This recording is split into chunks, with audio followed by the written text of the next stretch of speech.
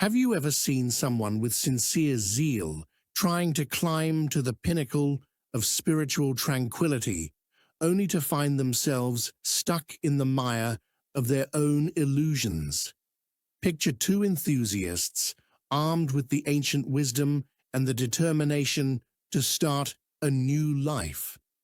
They saw Stoicism as their path to salvation and genuinely believed it was their ticket to serenity and harmony. But something went wrong, and instead of clear skies, they found themselves under the storm clouds of their mistakes. This story, both amusing and a little sad, illustrates the importance of not just clinging to philosophical quotes, but understanding how to apply them.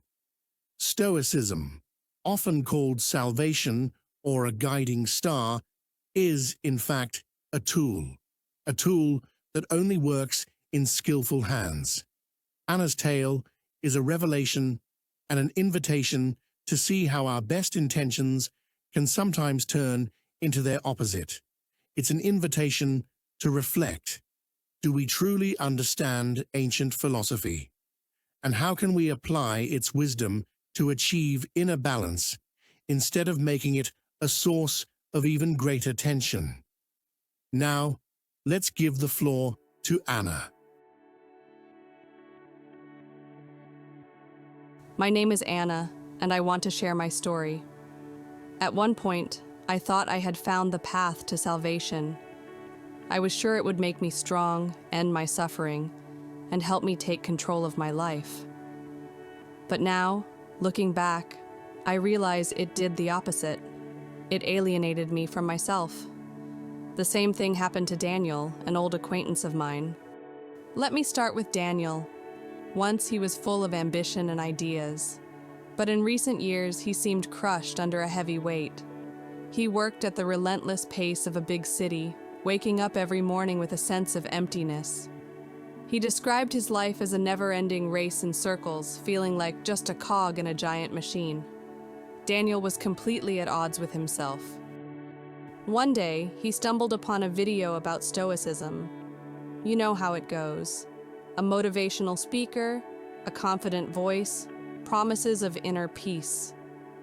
This is what I need, he told me later. And so it began, video after video, books by Seneca and Epictetus. He clung to this philosophy as if it were a lifeline. As for me, around that time, I was wandering through a bookstore, trying to drown out the emptiness inside. A few months earlier, I had gone through a breakup that left me reeling. By chance, I came across Marcus Aurelius's Meditations. I don't even remember how the book ended up in my hands. When I opened it, the first words I read were, "You have power over your mind, not outside events. Realize this, and you will find strength." Those words gave me the hope I so desperately needed at that moment. I remember thinking, Stoicism will save me. It will bring order to the chaos. I bought the book. It was my first step. Daniel, on the other hand, dived into Stoicism with almost manic enthusiasm. His collection of books grew, he downloaded apps with daily reminders, and he signed up for a course called 30 Days of Stoicism. One practice stood out to him: negative visualization. Every morning, he'd sit for 5 minutes and imagine the worst outcomes of the day: a missed deadline, a fight with a coworker, or even losing his job.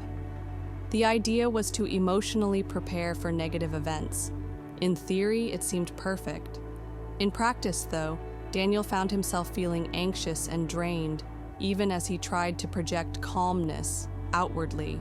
It got worse. His colleagues started taking advantage of his outward composure, piling extra tasks on him since he never complained. Not complaining was another Stoic principle he followed. Over time, Daniel looked completely calm, almost indifferent, but it was all a facade. In our rare conversations, I could sense hints of despair. Inside, he was breaking, consumed by inner conflict, anxiety, helplessness, and anger. As for me, I tried to follow Stoic advice as best as I could.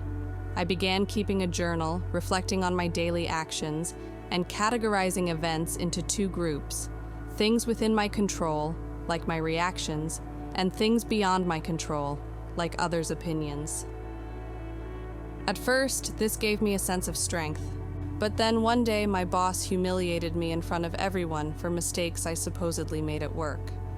I felt the futility of my journal entries. Even though I told myself, their behavior is beyond your control, don't let it bother you, the pain only deepened. Instead of feeling composed, I felt defeated and fake for pretending it didn't matter. Instead of inner peace, I felt powerless. I met Daniel by chance at a philosophy club event. I recognized him instantly. He was sitting in a corner, his eyes dull and lifeless. I approached him and we started talking.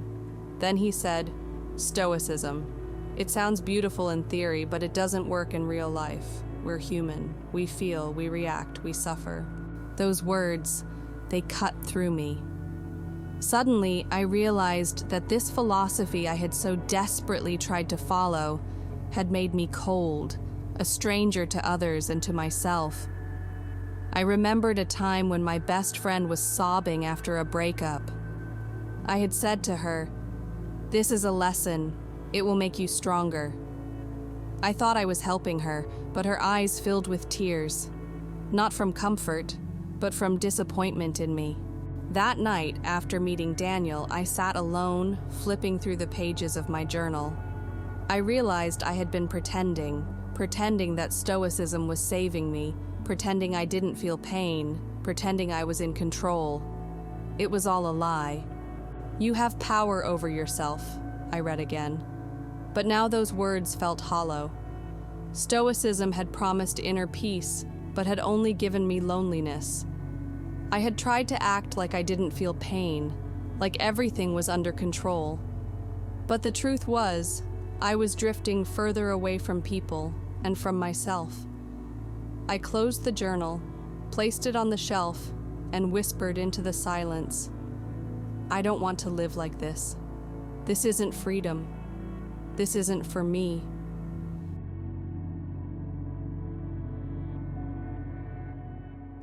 In conclusion, they needed to understand that Stoicism isn't about turning off emotions.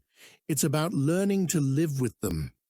You can't hide pain and life's difficulties behind quotes, but you can learn to deal with it all. Finding a balance between mind and heart, between yourself and others. But this journey can't be completed in a short time. Stoicism isn't a magic pill. It's a lifelong journey.